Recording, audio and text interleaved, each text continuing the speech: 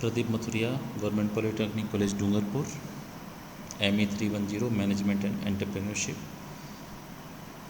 आज के इस टॉपिक में हम लेंगे ISO के advantages and disadvantages.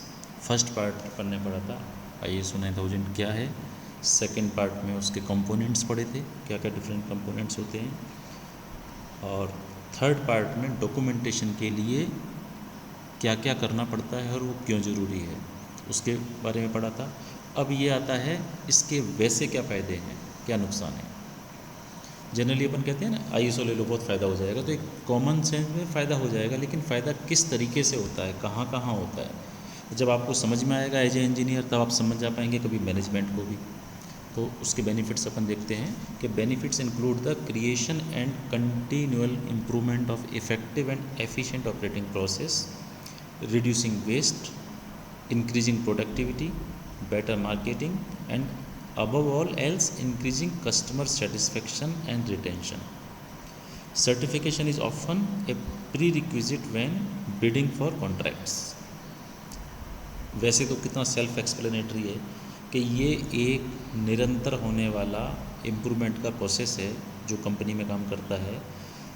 Efficient operating process बनते जाते हैं, एफिशिएंट प्रोसेस होगा तो वेस्ट कम होगा, और वेस्ट कम होगा तो प्रोडक्टिविटी इंक्रीज होगी, बेटर मार्केटिंग होगी, चूँकि आपके सब कुछ रिटर्न नॉर्म्स हैं इसलिए गारंटी है चीज़ों की, और इस सबसे ऊपर कस्टमर सेटिस्फेक्शन, जिसकी वजह से न केवल वो पर्सन प्रोडक्ट आपसे परचेज करेगा बल्कि लगातार रिटेंशन रुका भी रहेगा आपके साथ में।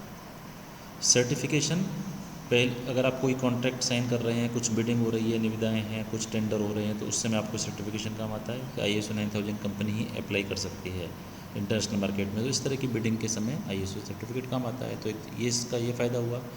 दूसरा, it widens the scope of business opportunities, enabling you to increase market share and overall competitiveness. Definitely market में जो बिज़नेस की अपॉर्चुनिटी वो इंक्रीज हो रही है, आपका मार्केट शेयर बढ़ रहा है, आप ज़्यादा मार्केट में ज़्यादा जगह पे जा पा रहे हैं, ज़्यादा देशों में जा पा रहे हैं, और ओवरऑल आप कॉम्पिटिटिव उसमें मार्केट में अपने आप का प्रोडक्शन या आपका प्रोडक्ट लेके आ रहे हैं। कई बार होता है कि प्रोडक्ट बहुत अच्छा है लेकिन हमारा एक्सपोजर नहीं है, हम बाहर कैसे बेचें, तो ये एक सर्टिफिकेशन आपको बाहर बेचने के लिए अलाउ करता है। ISO represents an accepted minimum management standard for a well managed organization. ISO दूसरा क्या बताता है, मिनिमम मैनेजमेंट स्टैंडर्ड हमारे ये हैं। एक किसी भी अच्छे ऑर्गेनाइजेशन में ISO एक अपने आप में सबूत होता है कि ये एक बहुत अच्छा इंस्टीट्यूशन होगा। वेदर यू ऑपरेट इंटरनेशनली और want to expand locally, ISO approval will demonstrate your commitment to quality. कई बार कई लोग ऐसे होते हैं जो सीधा EOU बनाते हैं, एक्सपोर्ट ओरिएंटेड यूनिट, जिसमें वो सीधा पूरा का पूरा एक्सपोर्ट ही हो रहा है। अब उस समय पे लोकल मार्केट में एक्सपेंड कर सकते हैं कि देखो भाई हमारा पूरा इंटरनेशनल मार्केट में जाता है तो लोकल में डेफिनेटली उनको मिलेगा, तो उस तरीके से मार्केट बढ़ता है। तो लोकल मार्केट वाला इंटरनेशनल जा सकता है और इंटरनेशनल वाला लोकल मार्केट में अपने आप को एक्सपेंड कर सकता है। दूसरा advantage, it widens the scope of business opportunities, enabling you to increase market share and overall competitiveness.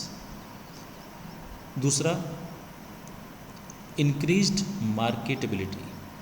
अब अगला फ़ायदा ये क्या हुआ कि basically it proves that the company is dedicated to providing quality to its customers.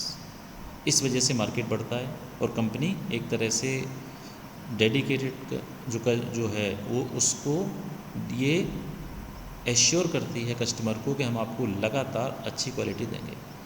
This benefit manifests itself not only in increased customer retention but also in increased customer acquisition and heightened ability to enter into new markets. Self explanatory point है कि न केवल customer का retention का मतलब होता है, satisfaction का मतलब कस्टमर सेटिस्फाई है, रिटेंशन का मतलब है कि वो रीऑर्डर भी कर रहा है, रुका हुआ है, दूसरों को भी बता रहा है, तो उससे कस्टमर का बेस बढ़ता जाता है और आप नए से नए मार्केट में घुसते जाते हैं। कई बार एक कंपनी कहती है कि हमने ये फलां कंपनी से लिया, वो कहते हैं कहाँ से लिया, वो इंटरनेशनल कंपनी ISO है, तो कई नया मार्केट वाला बोलता है ठीक है हम भी वहाँ से लेंगे। Reduced operational expenses, these improved efficiency. अब जब एफिशिएंसी बढ़ गई प्लांट की, लोगों की, मशीन की, प्रोसीजर की, तो क्या होगा, टाइम भी बचेगा और पैसा भी बचेगा। धीरे धीरे आपको पता पड़ेगा टाइम भी कम लग रहा है और मनी भी बच रहा है। स्क्रैप भी कम हो रहा है, रिवर्क भी कम हो रहा है, माल कम लौट रहा है, मार्केट से रिटर्न कम हो रहे हैं, और एम्प्लॉय का टाइम जो स्पेंड हो रहा है वो एनालाइजिंग ट्रबल शूटिंग में various products are considerably reduced. कुछ अब जो स्पेयर टाइम है वो एनालिसिस में और क्या शॉर्टन हो सकता है और क्या इम्प्रूव हो सकता है, इस तरह के कामों में टाइम जाएगा। Better management control, ISO 9000 registration process requires so much documentation and self-assessment that many business that undergo its rigorous cite increased understanding of the company's overall direction and processes as a significant benefit। अब यहाँ क्या फ़ायदा है, better management control कैसे हो गया कि top to bottom documentation है, क्वालिटी पॉलिसी लिखी हुई है, सब सारे प्रोसीजर लिखे हुए हैं, तो क्या होगा, कंपनी का जो ओवरऑल जो डायरेक्शन है 1 पॉइंट हो गया कि हमें customer satisfaction, better product and better service. तो बेटर मैनेजमेंट कंट्रोल का मतलब हो गया कि top to bottom ISO assure करता है कि हमारा मैनेजमेंट भी बेटर तरीके से in comparison to other company काम कर रहा है। Increase customer satisfaction, ISO 9000 certification process almost inevitably uncovers areas in which final product quality can be improved. Such efforts often bring about higher levels of customer satisfaction. Improved internal communication, ISO certification process emphasis on self-analysis and operations management issues encourages various internal areas or departments of companies to interact with one another in hopes of gaining a more complete understanding of the needs and desires of their internal customers।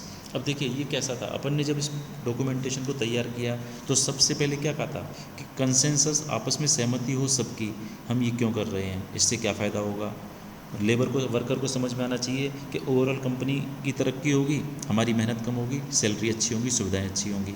तो ये जो understanding internal एक develop हो जाती है कि किसी worker ने मशीन पे भी ये बोला कि किसी इंजीनियर को, सर इसमें ये होता तो और अच्छा होता, तो ये क्या है, इंटरनल कम्युनिकेशन इंप्रूव हुआ। उस इंजीनियर को लगेगा कि हाँ डेफिनेटली हमारा प्रोडक्ट और भी अच्छा हो सकता है, और प्रोडक्ट अच्छा होने का मतलब है और अच्छे पैसे मिलेंगे और नए मार्केट में जाएंगे, तो एक पूरी चेन बन जाती है।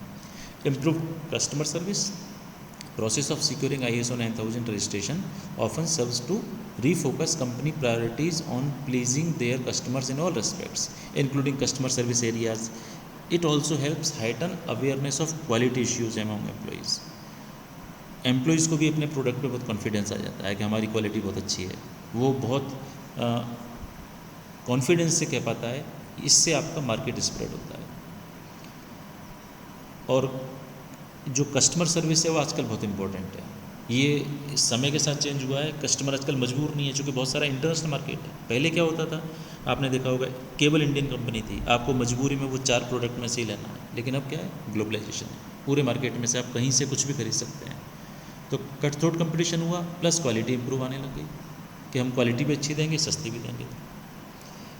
Reduction of product liabilities risk, many business experts contend that companies that achieve ISO certification are less likely to be hit with product liabilities, lawsuits, etc. because of the quality of their processes। पहले क्या होता था, बहुत सारे case होते थे, हमने इनसे मटेरियल लिया, अच्छा नहीं निकला, कोर्ट केस हो रहा है, वो सब रिड्यूस हो गया क्योंकि रिस्क भी कम हो गई, लॉसूट्स भी कम हो गए।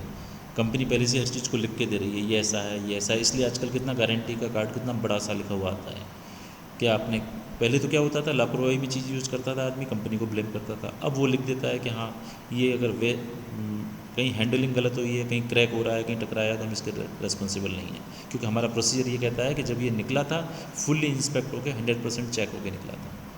तो ये वाली चीज़ें बहुत कम हो गई। एट्रैक्टिवनेस टू इन्वेस्टर्स, अब जब business consultant, small business owners like agree that ISO 9000 certification can be potent tool in securing funding from venture capital firms। अब जो ISO 9000 कंपनी है उसमें लोग पैसा लगाते हैं, बिजनेसमैन, कंसल्टेंट, दूसरे लोग उसके शेयर खरीदने को तैयार हो जाएंगे, चूँकि ISO कंपनी है, मार्केट बढ़ता जा रहा है, स्टैंडर्ड अपना बढ़ाते जा रहे हैं, तो उससे उसको इन्वेस्टर्स को अट्रैक्ट, जो भी बड़ी कंपनीज़ हैं वो इन्वेस्टर को अट्रैक्ट करती हैं अगर उनके पास में ISO 9000 है। अब इसका फ्लिप पार्ट आता है कि जिस चीज़ के फ़ायदे हैं तो अपन कहते हैं अगर किसी चीज़ के फ़ायदे हो रहे हैं तो कुछ नुकसान भी तो होंगे।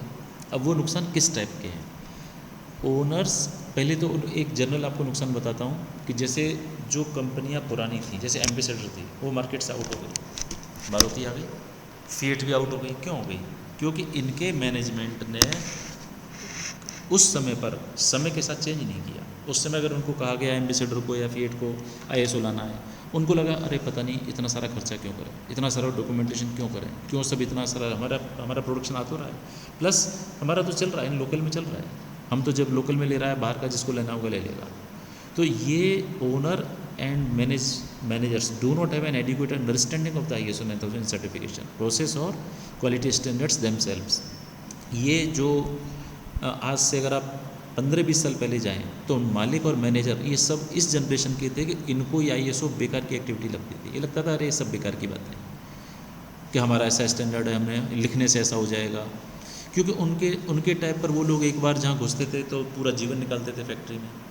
आजकल क्या होता है, कोई भी 2-5 साल से ज़्यादा रुकता नहीं है। अब आदमी मान लीजिए 5 साल में किसी मशीन पर एक्सपर्ट हो गया, किसी सिस्टम में एक्सपर्ट हो गया और अचानक छोड़ के चला गया, तो अब ISO तो हेल्प करता है। ISO कैसे हेल्प करता है कि एवरीथिंग इज़ रिटन डाउन, कहाँ क्या कैसे रखा है, कैसे होगा। तो नया आने वाला क्या करता है, एक बार स्टडी करता है और वो फ्लो में आ जाता है। तो पहले के लोगों को, मालिकों को, मैनेजरों को इसकी वैल्यू पता नहीं थी, इस कारण से वो क्या करते थे, इसमें इंटरेस्ट ही नहीं लेते हैं। आज भी ऐसे लोग हैं जो अरे नहीं ये तो सब बेकार की एक्टिविटी है। तो ये इसका एक नुकसान है। Funding for establishing the quality system is इनएडिक्वेट। आज भी वो क्या करते हैं, अरे इस पेपरबाजी के चक्कर में कहाँ इतना सारा फंड निकालेंगे, कहाँ लोगों को ट्रेनिंग देंगे, कहाँ मशीनों को रोकना, कहाँ ये सब सिस्टम में से उनको लगता है ये वेस्टेज है। तो वो क्या करते हैं, इनएडिक्वेट फंड देते हैं, उतना पैसा रिलीज नहीं करते। तो जो भावना बननी चाहिए काम करने की वो नहीं बनती, सबको एक वो बोझ जैसा लगने लगता है। तो जो फंडिंग है वो रिलीज नहीं होती, उसकी वजह से वो सर्टिफिकेशन नहीं मिलता। तो ये नुकसान हो गया इस ISO का आने से, लोगों को ये बर्डन हो जाना कि ये तो कुछ गलत हो रहा है। Achieving certification can be very costly process specially for smaller firms. अब ये एक अगला नुकसान क्या है, काफ़ी पैसा खर्च होता है। इनफैक्ट ISO लेने में फ़ीस इतनी ज़्यादा है इंटरनेशनल कि लोग वहाँ से ट्रैवल करके आते हैं, उनका सर्वाइवल वही है, तो सैलरीज भी वो आपके इसी सर्टिफिकेशन से निकलती है। तो ये काफ़ी कॉस्टली प्रोसेस होता है, लेकिन उनको भी पता है कि बाद में आप पूरे दुनिया के अंदर अपना मटेरियल बेच सकते हैं। तो छोटी फर्म को ये काफ़ी महंगा पड़ता है इसको करना। Heavy emphasis on documentation. ISO certification process relies heavily on documentation of internal operating procedure in many areas as Mayor stated. Difficult to strike a balance among the obsessively written down every employee's task, offering training for the work and letting common sense dictate how to task is to be performed. अब problem क्या आ रही है, इतना सारा documentation है कि अगर आप उसको ऐसे सोचिए कि कॉलेज में आप किसी भी लैब में कहीं भी किसी भी इंस्ट्रूमेंट के सामने जाके खड़े हो जाएं तो उसका एक मैनुअल होगा कि इसको कैसे करना है। किसी कमरे में घुस रहे हैं, आपको घुस के लाइट जलानी है, ये भी लिखा हुआ है, लाइट बंद करनी है जाने से पहले, वॉश बेसिन पे नल नहीं चलना चाहिए, ये सामान सिस्टमेटिक रखा होना चाहिए, कौन सा टूल उस कमरे में कहाँ रखा हुआ है, इस शेल्फ़ के अंदर क्या क्या आइटम रखे हुए हैं। एक चार्ट टंगा हुआ है जो ये दिखाता है कि इस समय इस डेट को यहाँ से कितना मटेरियल इश्यू हो चुका है, कौन सी पार्टी से मटेरियल आता है, उसी पार्टी से क्यों आता है। यानी इतना सारा डॉक्यूमेंटेशन होने से टाइम तो बहुत लगता है, बहुत हैवी लगता है। इसलिए ये इसका नुकसान भी है कि पूरी प्लान टॉप टू बॉटम ऐसे लगता है कि पता नहीं क्या हो गया, पता नहीं क्या होने वाला है, जबकि ये एक लॉन्ग टर्म में इफेक्ट लाएगा, लेकिन शुरू में बहुत कॉस्टली प्रोसेस है। तो मैनेजमेंट बार बार हम इतना खर्चा कर रहे हैं, हम इतना खर्चा कर रहे हैं, हमें कटौती करनी पड़ेगी। तो फ्लोर वाले क्या कहते हैं, साहब फिर इसको अप्लाई क्यों कर रहे हो। तो ये एक अलग तरह का नुकसान है इसका। Length of process takes months to complete, average 15 months to move from early stages of the process to pass the final audit, and that process of 18 to 20 months or even longer are not that uncommon. ये देखा गया है कि जो बड़ी industry है, बड़ी firm है, उनको 18 से 20 महीना, यानी 1-1.5 साल लगना बहुत मामूली बात है। 15 महीने लगते ही लगते हैं कि एक मिडिल फर्म को भी, क्योंकि वो कहना बहुत आसान हो गया, लेकिन हर एक्टिविटी को लिखना ये उतना थोड़ा सा टफ टास्क है। तो ये इसका एक अपना नुकसान है, कॉस्टली भी है, प्रोसेस भी लेंदी है लेने का, और डॉक्यूमेंटेशन भी बहुत ज़्यादा है। तो ये इसके एडवांटेज एंड डिसएडवांटेज हो गए। So this is the end of this section. Thank you very much.